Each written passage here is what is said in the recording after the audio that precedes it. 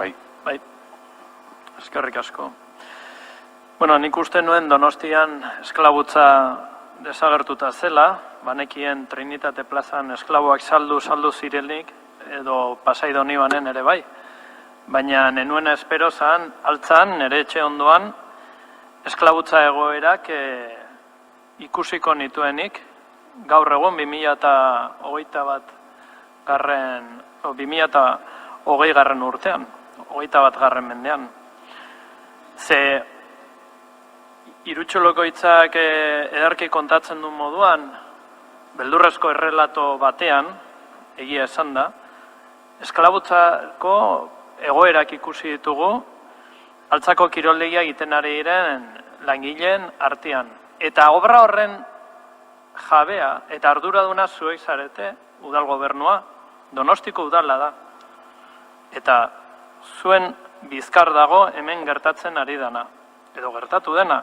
Espero ezagun aurrerantzean ez gertatzea.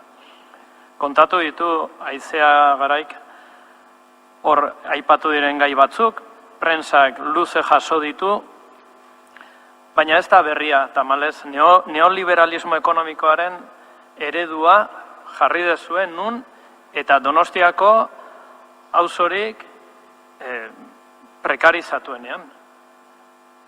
Araño eraman dezue muturreko liberalismo hori. Eta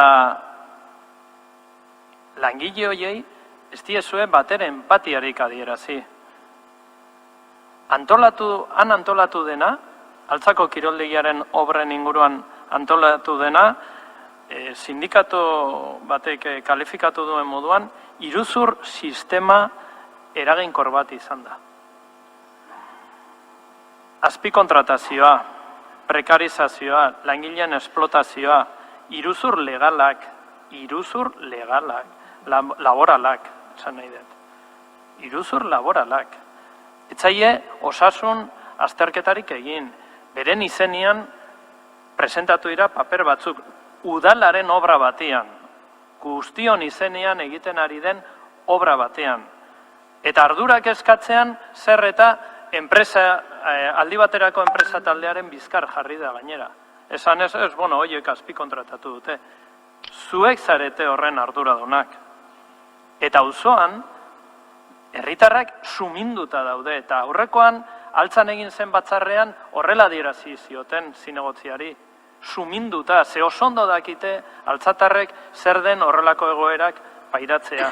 Asko obratako langileak direlako. Eta hitz hartu zuten eta esan egin zioten zinegotziari. Eta harrigarria da, gainera azala izatea eta hori zuritzu nahi izatea. Eta gainera gezurrak esatea auzotarrei aurrian. Esanez, jadanik zuzenduta dagola arazoa. Gezurra, oraindik etzaile pagatu lehenengo bi kuadrilei. Eta ordaindu zaienei, etzaile ordaindu konprometituta dagona dela, Gipuzkoako hitzarmena jasota daukana. Gezurretan gainera. Ni indignatuta nago, suminduta, eta langile horiekin egon naiz hitz egiten.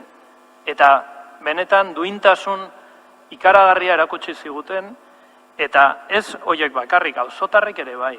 Ez dut uste zuek berdina esan dezakezuenik. Berdin izan zaizue langileak, berdin izan zaizue dendariei eragin diezuen kaltea, berdin zaizue auzotarrei eragiten ari zareten kaltea. Zuek txintxin diruaren hotsa, besterik ez.